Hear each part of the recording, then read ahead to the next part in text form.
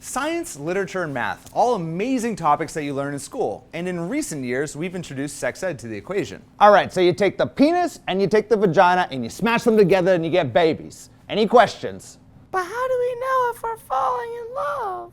Kid, I've been divorced 4 times. How the would I know? Here's the problem. Most teachers, they don't want to talk about love because they don't feel like they have any wisdom to pass on to children. So we stay away from the topic. So here are 5 relationship lessons that I wish that I was taught in school. And don't worry, even if you're 50, it's not too late to learn.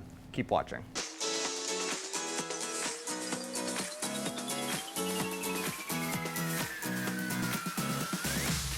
Hey there, Adam Lidolce from sexyconfidence.com, where I help the 21st century woman create a love life that she absolutely freaking loves. And you know what? We're gonna just jump right into this one. Lesson number 5 is that if you love and respect yourself first, a healthy relationship will naturally come next. Don't rely on finding someone else to love you. Rely on yourself to always love yourself unconditionally. And I really believe that love should never really complete you. It should supplement your already amazing life. And I think a lot of younger people and older people, quite frankly, need to learn that losing yourself in a relationship, becoming a we instead of a me, can feel like this ultimate expression of love. It's something that we see in Disney movies and something that we're taught to be like this perfect idea of love. But it's not always a sign of a happily committed couple. And sometimes that level of intensity signals an unhealthy form of attachment. Lesson number 4, talk to strangers. Adults tell us not to talk to strangers out of fear of what might happen. But I think that strangers aren't necessarily the problem. Lack of social skills are the problem. If you don't get comfortable meeting new people as a younger person,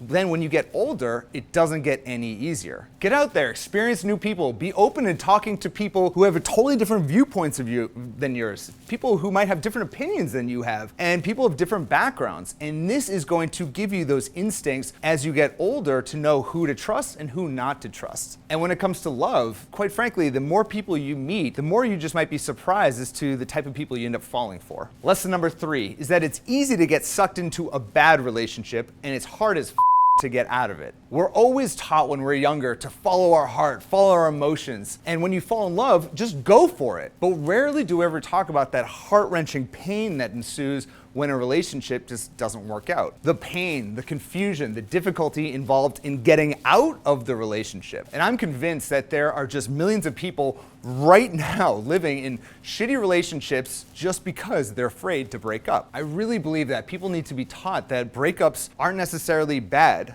Avoiding breakups are bad. Lesson number 2, don't marry someone until you live with them for at least a year. Look, it's the 21st century, and I do not believe that you should go from dating to marriage without at least living with someone for at least a year. Once you move in with someone, people change for the good and the bad, and when you live with them, at least you can get a feel for whether or not it's a really good fit. And I know some people aren't gonna like this advice, but you know what I don't like? The statistics about divorce. And I believe that if you just have that chance to get a feel for whether or not someone's really a fit by living with them, you're gonna be much less likely to get divorced later on. And lesson number 1 is that relationships are formed in real life, not by texting, online dating, or Tinder. Now, I can't tell you how many people ask me like dating questions about a person that they met online who they haven't yet met in real life. And it's insane. People who've had these online relationships going for 3 to 5 to 6 months, years and beyond, and people think it's a real relationship. My advice is if you haven't met someone, if you haven't seen them, if you haven't touched them, they do not exist in the real world. So let me ask you, do you wish you were taught these lessons in school growing up? Leave a comment right there below. And if you agree with the lessons in this video, please share it because I know a lot of people need to hear it. And also, if you enjoyed this video, make sure you click on that link right there, up there, anywhere on this page. Head on over to sexyconfidence.com. We have a ton of amazing resources that are going to help you through every single stage of dating, relationships, and finding love. And finally, if you enjoyed the video, please give it a like on YouTube. And also don't forget to subscribe on YouTube right down there below for more videos just like this every single Thursday. Thank you so much for watching, and I'll speak to you, you sexy lady, next Thursday. Bye-bye.